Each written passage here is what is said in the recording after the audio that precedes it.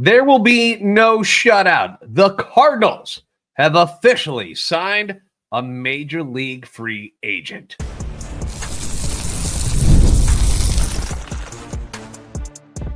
You are Locked On Cardinals, your daily St. Louis Cardinals podcast, part of the Locked On Podcast Network, your team every day. Hey there, Cardinals fans. I'm JD Hafford, and I'm your host for Locked On Cardinals, part of the Locked On Podcast Network, covering your team every day. Follow me on X at JD Sports Radio and the podcast at LO_Cardinals. We're also on YouTube. Make sure you like, subscribe, and comment. Plus, hit that notification button so you don't miss out on any of the new episodes or shorts that we drop. Also available on TikTok and Instagram at Locked On Cardinals. This is a show serving Cardinal Nation and giving the best fans in baseball all of the info about the birds on the mound. Strange offseason for the Redbirds, right? Who initially made plans to let more younger guys play. That idea was blown up when Sonny Gray and Wilson Contreras said they'd rather stay than be traded.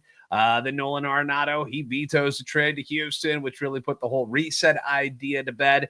Now we're talking about it being a transition year, but really the transition is what's happening in the front office with the move from Mozeliak to Chaim Bloom and the upgrades in the player development in the minor league levels. The Cardinals roster really hasn't changed all that much from last year, outside of Paul Goldschmidt going to the Yankees, Andrew Kittredge going to the Orioles.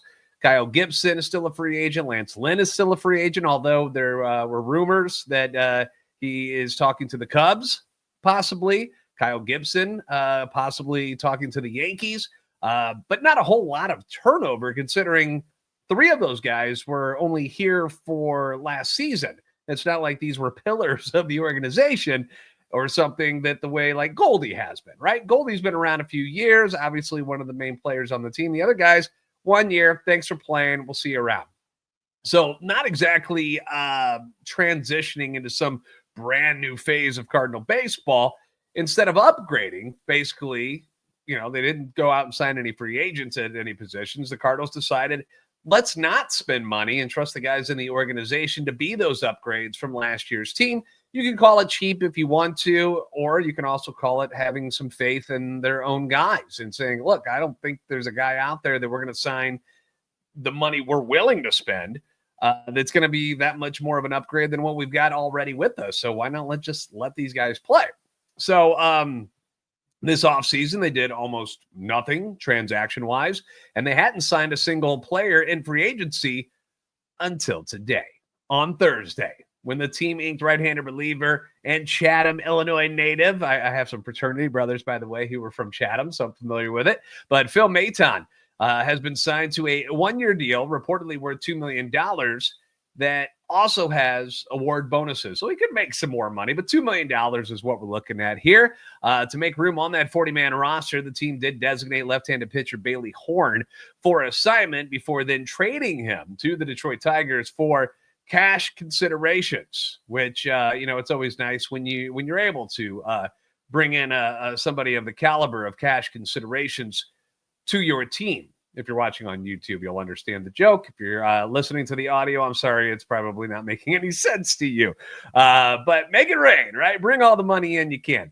Everydayers will remember that we talked about Phil Maton last year and how he could be a good fit for the Cardinals and what they were looking for, only to see the Tampa Bay Rays signing him instead. They got him on a one-year deal worth $6.5 million and a club option for 2025. He was coming off a really strong year with the Houston Astros, where he made 68 appearances, went 4-3 with an ERA of 3, ERA plus at 146, and he had a strikeouts per 9 of 10.1. He was really, really good for Houston. And I actually reached down to H-Town, who covers Locked On Astros, one of the guys that covers Locked On Astros, and asked him what his thoughts on him. He's like, great guy, really good. You're going to like him. Just be careful after games. He likes to hit lockers. And I'm like, hit lockers? Like, hit his head? And he's like, no, with his hand. So let's be careful. If don't be punching lockers with your pitching hand, Phil. Let's be smarter than that. But for the Rays last year, he didn't do so well. Those numbers dipped significantly. In 40 appearances, the ERA jumped to 4.58. The ERA plus, it dropped to 88. His strikeouts per 9 fell to 7.6. And then on July 9th, the Rays swung a deal with the Mets, sending Maton to the Big Apple in exchange for a player to be named later. And in New York, Maton was excellent in 31 appearances for New York. He posted a 2.51 ERA with 30 strikeouts across 28 and 2/3 innings pitched. The ERA plus back to 159. The strikeouts up back to 9.4. Things were going well. Postseason was a different story for Phil. Things got a little rough again. In 6 appearances, he got dinged for 6 runs on 11 hits. 4 of them were home runs. He walked 4. He struck out only 6. The ERA was at 8.53. Opponents were hitting .393 against him in the postseason. So the Mets declined the club option, making him a free agent and allowing the Cardinals to test out like their own guys for the first few weeks of spring training before making a decision on whether or not they needed to go grab a veteran right-hander and see if that was needed. And in the end, they decided that, yeah, $2 million is certainly worth the gamble on Phil Maton if he can recapture that 2023 season form that he had in Houston and last year during his final 42 games of the regular season. At a 1.99 ERA, opponents only hit 169 against him. If they're going to get that guy for $2 million, hell yeah. Hell yeah. And if you go to his Baseball Savant page, you'll see that he rates pretty well in pitching run value. Fastball run value is pretty good too, but you do need to notice that he is not, you need to know this going into it, that if you're not familiar with his game, he is not a hard-throwing right-hander. He's the exact opposite. His fastball, which is a cutter, averages 88.7 miles per hour. He doesn't even touch 90. And his sinker is 87.5. So it's not a hard sinker. But what he's known for is his outstanding curveball. He also throws a sweeper, but everything he throws has movement. He's got the cutter. He's got the curve. He's got the sweeper. He's got the sinker. The top 3 pitches that he throws are the cutter, curve, and sweeper. Number 1 pitch by far is the curveball. Opponents hit 174 against his cutter last year, 160 against the curveball. The sweeper got popped a little bit, to be honest. Hit 298 against that. But the curve was his best pitch in 2023. With the Astros, the run value was at 5. Last year, his cutter was actually up at very good run value of 5. Curveball was still strong, though. Got a whiff rate of 33.5%. So that's what his big thing is. It's the curveball. That's his go-to pitch. So it's not like he's going to come in, again, humming 97, 98, blowing people out of the water. That is not who Phil Maton is. He is a curveball guy, and that's how he gets people out. So we're going to talk about what John Mozeliak and Phil had to say about the signing, plus how this affects the Cardinals bullpen, what they had in place already. We'll get into that next on Locked On Cardinals. Ever check your bank account and wonder, where did all my money go? Between dining out or online shopping and entertainment, it's pretty easy to lose track of where some of your funds are going. And that's where Monarch Money comes in. Your personal CFO, giving you full visibility and control over your finances. Monarch Money isn't just a budgeting app. It's a complete financial command center. You can track all your accounts, your investments, and spending, and do it all in one place so that you stop managing your money and actually start building wealth, right? You don't want to just keep breaking even, right? You want to start gaining some stuff. And I know it's convenient and easy, but you know what else? You may not realize just how much money you're actually spending on food delivery. Ask my wife. Now you can budget smarter and save more. And instead of juggling multiple apps, you can use Monarch to check your finances, track spending, and even plan long-term goals. And if you're married, it takes managing money with your partner. It makes it even that much more smoother than ever. You can track shared and personal accounts. You can set goals. You can stay on the same page without any of the stress that's involved. It's your money. Don't waste it. Take control of your finances with Monarch Money. Use code LOCKEDONMLB at monarchmoney.com for 50% off your first year. That's monarchmoney.com, code LOCKEDONMLB for half off your first year.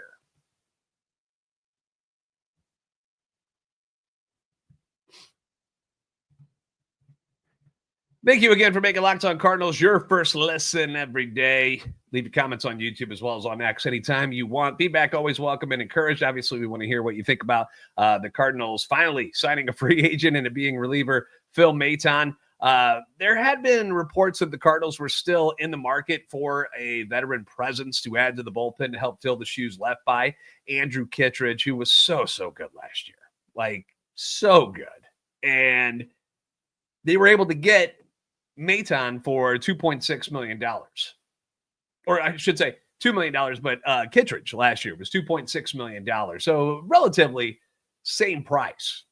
And Kittredge was able to turn that one-year contract, turn it around, and cash in nicely with the Baltimore Orioles.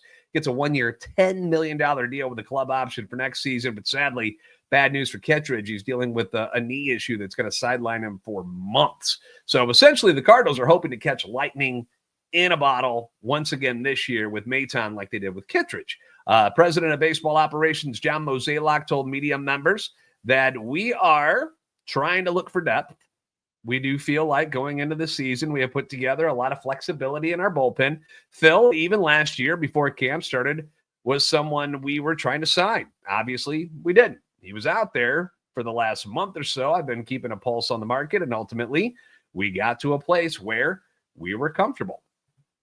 Phil even spoke to media members and was certainly surprised that he didn't have more offers this offseason, saying we were pretty confused with the entire offseason in general. I guess there is less value and durability and being available every day than we thought there was going to be, but that's the reality of it. So I've got to be ready to go this year to prove that they should have made me an offer. So you like to hear that. You like to hear that the guy's got a chip on his shoulder, felt he was kind of dealt a bad hand and more teams should have wanted him and wanted to pay him. Manager Ali Marmol had nice things to say about him as well, saying he can really spin it. And that's one of his best attributes. When you look at where we are and what's needed, adding a right-handed arm was what's needed. And I'm glad it worked out this way. Reports are that Phil Maton has been working out in Arizona already and is like physically up to speed and ready to rock and roll.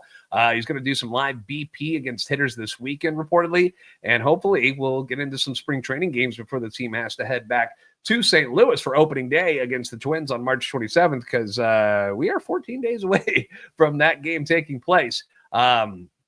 And another thing that's going to endear him to Cardinals fans is the fact that he grew up as a Cardinal fan from Chatham, Illinois. So he said that, a younger Phil would have been stoked to now finally be a St. Louis Cardinal. And he said it's going to be exciting being close to home and close to family and friends that grew up as Cardinal fans. So, kind of a dream come true there for Phil Maton. So hopefully all of this leads to him having a strong season for the club in the bullpen this year.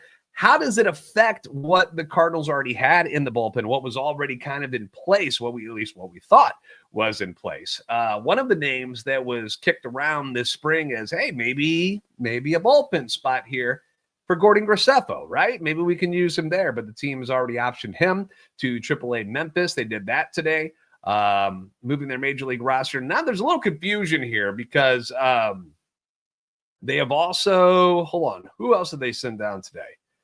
Hold on. Now I'm confused. But they've sent down because they got it to 47. Hold on. I just had it in front of me and now it's gone. And now I am wasting all of your time right now. So I apologize. Let's see. Ryan Lutos has been optioned to Memphis as well. So yeah. So that's where we're at. So it's either 47 or 46. One of the two. I'm not entirely sure. But Takeo Roby, also optioned to Springfield yesterday. So that's another arm that was cleared out. So you still have your main guys as far as how the bullpen is shaping up. You've got Helsley, Romero, Fernandez, Liberatore, and King set to go. And yesterday we were looking at John Denton's projections, which had Graceffo in the bullpen for opening day. Clearly, that's not going to happen. So Chris Roycroft and Riley O'Brien were the other two guys they mentioned. So you're basically subbing out Graceffo, you're bringing in Maton, and things really haven't altered all that much. The real question is, where the hell is Riley O'Brien? Has anybody seen this man? Have you seen this boy? We're looking for Riley O'Brien. I haven't seen him in a game since February 26th. So if you got an update for me, I just haven't seen it anywhere. I haven't heard anything about it from anybody. I don't know. So that I'm no updates, no idea where he is. He's just MIA. Is he hurt again? If so, then I think that maybe Kyle Leahy would be a guy who would take over that spot instead. A couple of these guys were in action today. This bullpen was very good again today against the Houston Astros, and so was starter Steven Matz. So we're going to discuss what happened against the Astros coming up next on Locked On Cardinals.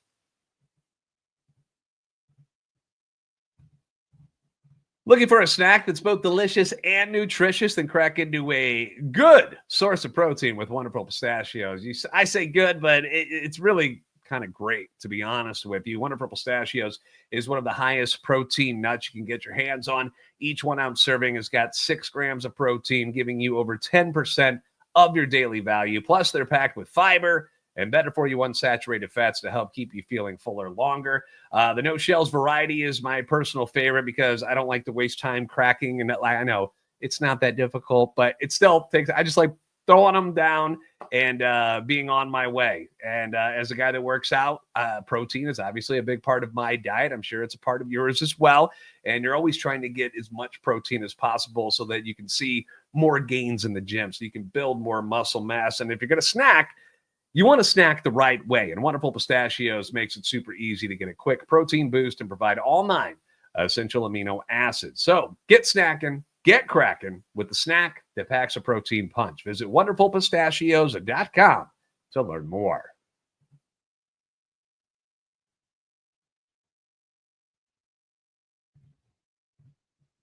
Thank you for making Locked On Cardinals your first listen today. For your second listen, please find Locked On MLB. Baseball guru Sully brings you a daily blend of humor and baseball, keeping you updated on all the teams during spring training. You can find Locked On MLB on YouTube or wherever you listen to your podcast. So the Cardinals and Astros played to a 1-1 tie today at Cacti Park in Palm Springs. What a boring game this was. Neither offense did much of anything. And we can bag on this offense again today if we wanted to. Held to 1 run on 3 hits, another brutal showing overall for them. But instead, I'm keeping it positive. Let's give some love to the Cardinals pitching staff, who held the Astros to 1 run on 4 hits today. And it all started with Steven Matz, who was very strong today, tossing 4 2/3 innings. He allows 1 run on 2 hits. He had 2 walks and 3 strikeouts. The lone tough inning for Matz today was the third, where he got the first 2 outs on ground balls. Did it just 8 pitches, like very quick. And then it was back-to-back walks to Jose Altuve and Isaac Paredes that led to an RBI single by Yordan Alvarez, which tied the game up. Now, normally, they don't have all the bells and whistles at Cacti Park. They don't have StatCast or anything like that. Normally, the MLB strike zone, like if you were to go to MLB.com and you pull up a game, you could see where different pitches were charted at and where they went over the plate, where they were balls, where they were strikes, and all that. And usually that's pretty darn accurate. So if these are right, and I'm going to show you this on YouTube, and I apologize again to the audio people, but we got some visual stuff to use today. If these are right, what the hell was this ump doing? Because 2 of the balls called here on Jose Altuve are clearly strikes in the zone. See those 2 in the upper right? Those are strikes, and they were called balls.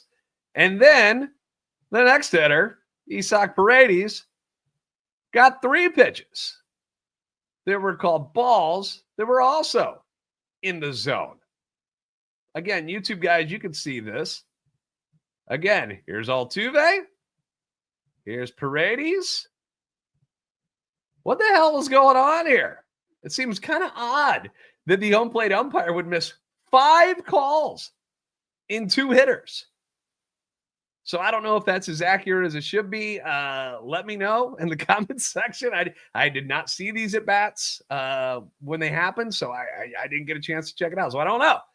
But if I'm looking at these the right way, what happened? Either way, that's really the only time Matt struggled, if he struggled at all, actually, because those are strikes. But his spring numbers are now at 13 2/3 innings, 4 runs, 9 hits, 1 home run, 5 walks, and 9 strikeouts. Opponents are hitting just 188 against Matt so far. It certainly appears that the Cardinals are going to go with the veteran rotation of Sonny Gray, Eric Fetty, Steven Matz, Miles Michaelis, and then Andre Palante, with Michael McGreevy going to the minors, although he's going to get a start on Friday. Then after Matz, Ryan Lutos came in for 1 out, and obviously we talked about he's got sent down.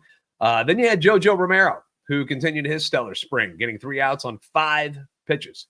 And I always remember this quote from my father, and he was like, "What's the perfect inning?" And as a young pitcher, I was like, 9 pitches, all 3 strikes to each hitter. And he's like, "No, perfect inning is 3 pitches and get 3 outs." And I'm like, it makes a lot more sense. And 3 outs on 5 pitches is pretty darn good for JoJo. That's efficiency right there. He's now gone 6 shutout innings here in the spring, allowing just 2 hits, 2 walks. He struck out 10. He looks great. Chris Roycroft tossed his 6th shutout inning after JoJo. He allowed 1 hit, but still has that perfect 0 ERA. Same goes for Kyle Leahy, who threw the final 2 innings, no runs, no hits, 3 strikeouts. He's now thrown 8 shutout innings this spring and has struck out 9. Offensively, because we got to bring it up, even though we're staying positive, but another empty day for Mason Wen, who went 0 for 3 with a strikeout. He's down to an 86 batting average this spring. And everybody keeps saying, I'm not worried about Wen. I'm not worried about Wen. Okay. Sophomore slumps do happen. And I know that, perhaps the swing is coming around and he's working on things. I know he's hit a couple of balls hard that have been robbed of hits and stuff, but I'm just looking for some sort of positive progression here. Like, I want to see a little bit more, and hopefully he gets heated up here soon. Gorman 0 for 3 did strike out today. He's down to 184. Burleson 0 for 3 with a K. He's down to 200. Donovan 0 for 2, a walk and a K. He's down to 120 this spring. These guys got to wake up, man. I need to see it. I know Donovan hit one deep to right today and looking off the bat and kind of died at the warning track, but I just want to see a couple of hits from these guys, man. I just want to see a little more, guys. On the positive side, how about this? Michael Ciani, my darling Michael Ciani from last year, got a walk today, stole second, which he has obviously the capabilities of doing because he's a fast guy, and then ended up scoring on Lars Nootbaar's triple in the top of the 3rd inning. Newt scorched that one. That was well hit by Newt. Ciani also made a beautiful diving catch in center field, something we came accustomed to last year watching him when he was up with the team. But he was 0 for 2 at the plate overall and is now hitting 33 on the year. So, yeah. Tomorrow, the Cardinals get the spring breakout game in the morning. They'll take on the Marlins breakout players. Quinn Matthews gets the start for the Cardinals. J.J. Weatherholt's going to be in that game. Thomas J.C., Jimmy Crooks, Yadro Padilla, Chase Davis, Cooper Jerpy, a lot of these young guys that are big-time prospects in the Cardinals organization will be in action tomorrow, and this game is going to be televised in the morning. So if you have the means and you have the time, I encourage you to check it out. Should be fun to watch those guys. And then you get the big club at night with the Mets. And as I mentioned earlier, Michael McGreevy scheduled to make that start. All right, thanks for making Locked On Cardinals your first listen every day. If you haven't already, give us a follow on X at @LO_Cardinals and at JD Sports Radio.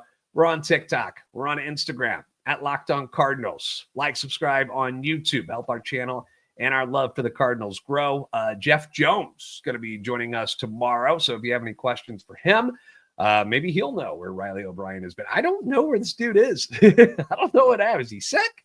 What's going on? Hopefully we'll get some answers about that tomorrow and get his thoughts on how things are going for the Cardinals this spring and what maybe he projects the opening day roster to look like and stuff. And if he agrees with some of the things that the Cardinals have done, we'll get his thoughts on Phil Maton and a whole lot more in tomorrow's show. You guys are the best fans in baseball for a reason, and I will see you next time on Locked On Cardinals.